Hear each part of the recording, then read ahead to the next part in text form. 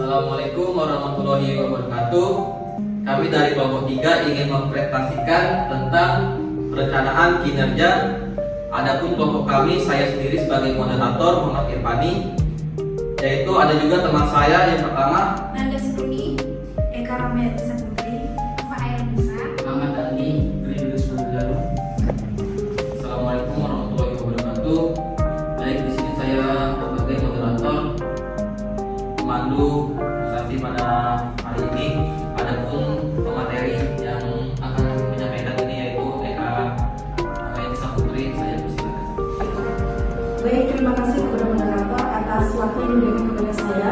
Baik, di sini saya akan menjelaskan tentang perencanaan kinerja. Baik, di sini saya akan menjelaskan tentang perencanaan strategis. Perencanaan strategis adalah proses yang dilakukan suatu organisasi untuk menentukan strategi atau arahan, serta mengambil keputusan untuk mengalokasikan sumber dayanya, termasuk modal dan sumber daya manusia untuk mencapai strategi. Tindakan yang dapat dilakukan untuk memaksimalkan perencanaan strategis: yang pertama, mengartikulasi strategi dengan jelas; yang kedua, menemukan keseimbangan yang tepat antara stabilitas dan fleksibilitas; yang ketiga, memelihara review tahunan terhadap masalah utama; yang keempat, mengimplementasikan review kuartalan; yang kelima, mendanai rencana tindak terbaik, bukan menegosiasikan budget; 6. Memindahkan perencanaan dan pengambilan keputusan pada tim terdepan; yang ketujuh, mendorong pemikiran kreatif; yang kedelapan, memberikan suara strategis kepada setiap orang; yang kesembilan, mengkomunikasikan strategi secara efektif; yang 10, menggunakan skenario perencanaan untuk merespon dengan cepat terhadap kejadian yang tidak terprediksi; dan yang terakhir, menyediakan coaching, informasi, dan peralatan.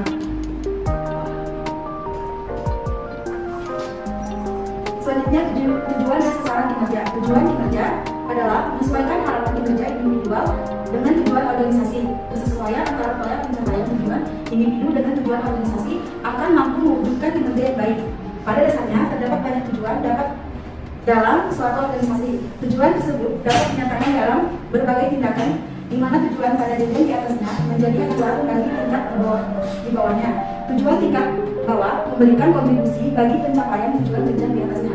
Beberapa tingkatan tujuan tersebut antara lain: yang pertama, corporate level; yang kedua, senior management level; yang ketiga, business unit vertikal atau department level; yang keempat, team level; yang kelima, individual level.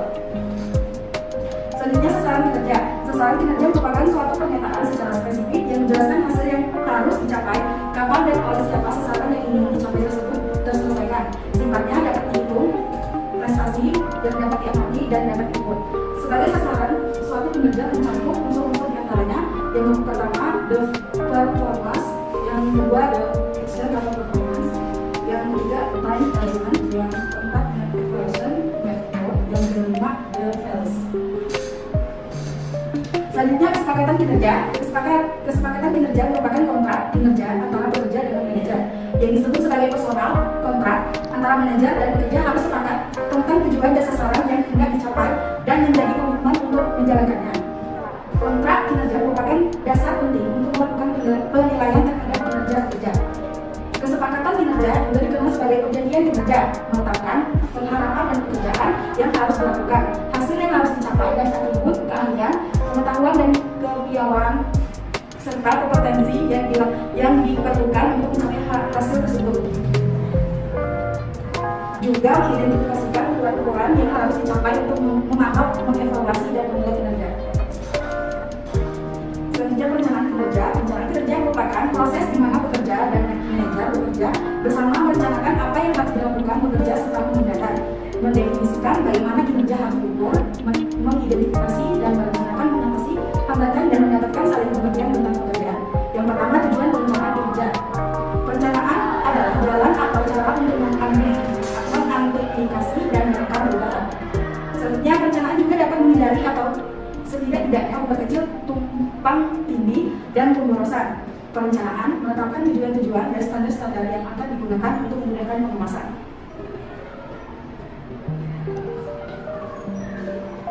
Yang B, fungsi perencanaan kinerja. Yang pertama, perencanaan sebagai pengarah; yang kedua, perencanaan sebagai minimalisasi; yang ketiga, perencanaan sebagai minimalisasi pemborosan sumber daya; yang keempat, perencanaan sebagai penetapan standar dalam pengawasan kualitas. Selanjutnya yang terakhir tulis rencana kinerja. Yang pertama misi atau maksud, tujuan, strategi, kebijakan, prosedur, aturan, program, dan yang terakhir anggaran. Yang dengan hambatan dalam berjalan kinerja. Yang pertama kurang pengetahuan tentang organisasi. Yang kedua kurang pengetahuan tentang organisasi. Yang ketiga tidak mampu melakukan peramalan secara efektif. Kesulitan perencanaan operasi yang tidak berulang, biaya, takut gagal, kurang percaya diri, dan terakhir tidak bersedia memikirkan tujuan-tujuan masing-masing. Sekian materi dari saya kembalikan kepada Bapak. Baik, terima kasih. Apakah ada yang ingin ditanyakan? Silakan. Baik, perkenalkan saya yang Vita Indonesia ini perwakilan dari kelompok 2 yang ingin saya tanyakan mengenai dalam sebuah perencanaan kinerja kira-kira apa saja faktor yang mempengaruhi sebuah perencanaan dari kinerja pekerjaan. Mungkin itu dari saya, terima kasih. Ada lagi? Perkenalkan, saya Francisca Hagam dari kelompok 5. Saya ingin bertanya tentang sebutkan prinsip-prinsip dasar dalam perencanaan kinerja. Terima kasih. Baik, perkenalan, saya Nur Fasira, perwakilan dari kelompok 6. Di sini saya ingin bertanya dalam sebuah manajemen kinerja akan Baik, di sini saya akan menjawab pertanyaan dari Emma. Pertanyaannya, faktor yang mempengaruhi kinerja. Di sini ada dua faktor. Faktor pertama, kemampuan, yaitu kemampuan pegawai untuk melakukan pekerjaan tersebut, yaitu bakat, minat, faktor kepribadian. Kemudian tingkat usaha yang dicurahkan, yaitu motivasi yang dimiliki, etika kerja, tingkat kehadiran, rancangan tugas. Yang kedua, faktor motivasi, yaitu yang terkait dengan keinginan pegawai untuk melakukan pekerjaan. Kemudian kemampuan, yaitu kapabilitas untuk melakukan pekerjaan, dan lingkungan kerja, yaitu sumber-sumber daya yang diperlukan untuk melakukan pekerjaan. Gimana ya, Pak? Baik, terima kasih jawabannya. Baik, di sini saya akan menjawab pertanyaan dari Agam. Pertanyaannya, sebutkan prinsip-prinsip dasar dalam perencanaan kinerja.